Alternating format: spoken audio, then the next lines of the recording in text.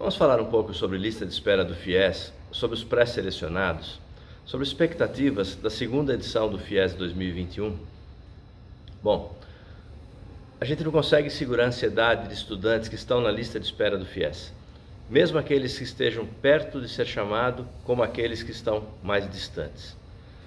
A expectativa e a ansiedade deles, se a lista mexe, se a lista está girando, se a lista anda, se a lista não anda, é muito grande. Por outro lado, a gente também ouve, eu recebo dúvidas sobre pré-selecionados. Poxa, não declarei a minha renda porque eu acho que é provisória.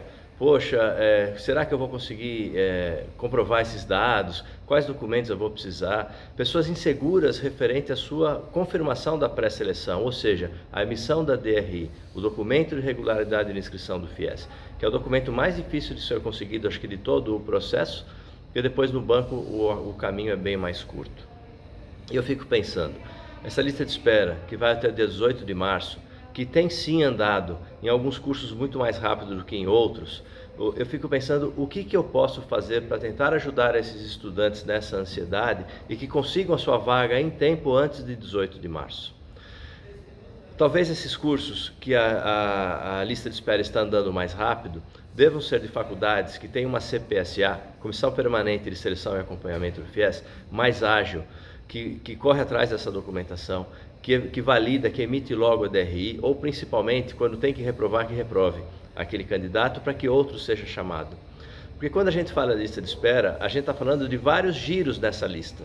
Ou seja, vamos exemplificar, 50 vagas, eles chamam 10 em espera. Desses 10, eles estão chamados e também tem que ser ágeis para serem chamados uma segunda rodada nessa lista. Apesar que não é de lotes, são situações individuais.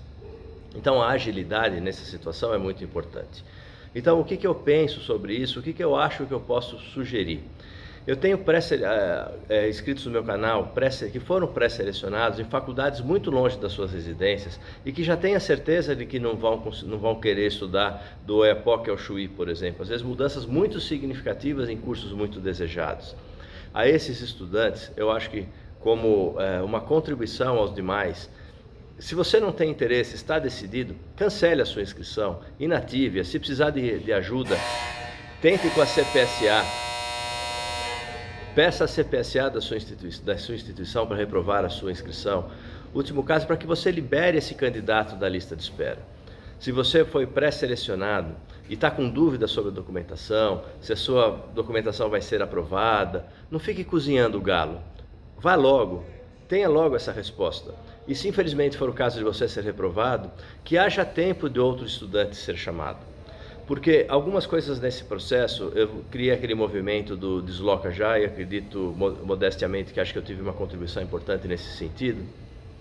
Eu penso nesse movimento de que vocês estudantes também tenham, faça logo essa pré-seleção. Se você não tem interesse, libere essa vaga para o próximo. Tem muito estudante, vocês não têm noção de quantos comentários eu recebo de perguntas sobre isso, se a lista está girando ou se não está girando.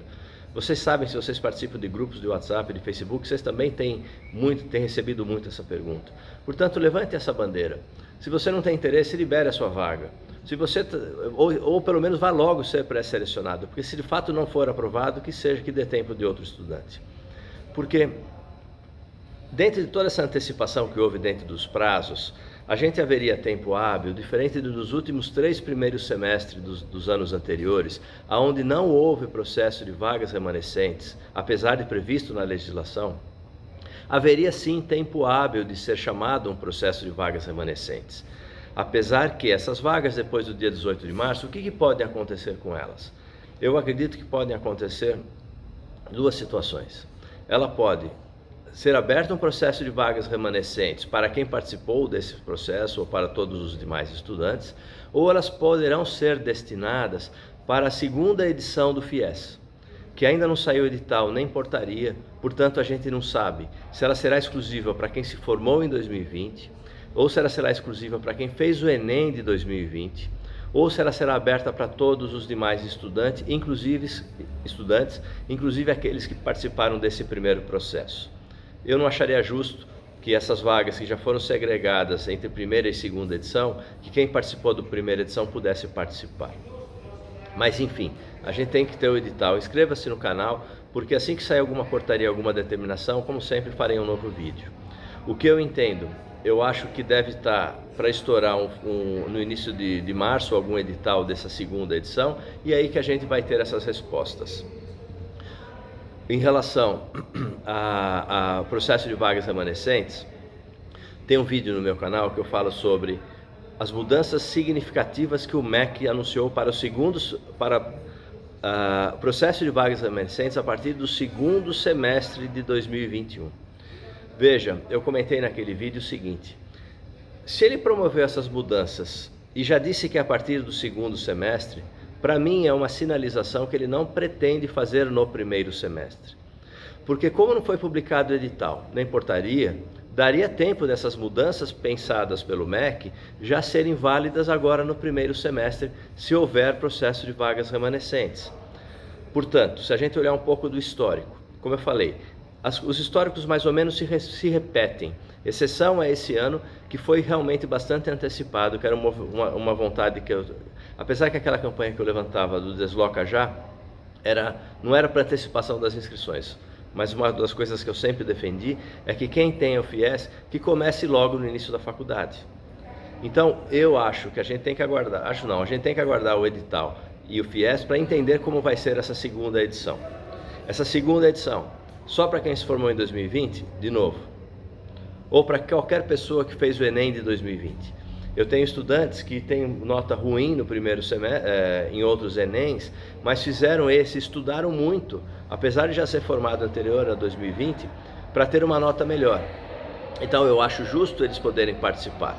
Eu particularmente acredito que a segunda edição deverá ser exclusivamente para quem tenha notas no Enem realizado agora, no mês de fevereiro, janeiro, fevereiro. Tá bom?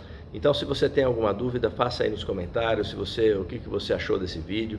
Inscreva-se no canal, ative as notificações e vamos observando o edital. E assim que tiver alguma novidade sobre esse novo processo, eu entrarei em contato, fazendo um novo vídeo, obviamente. Boa sorte, um abraço a todos e até breve.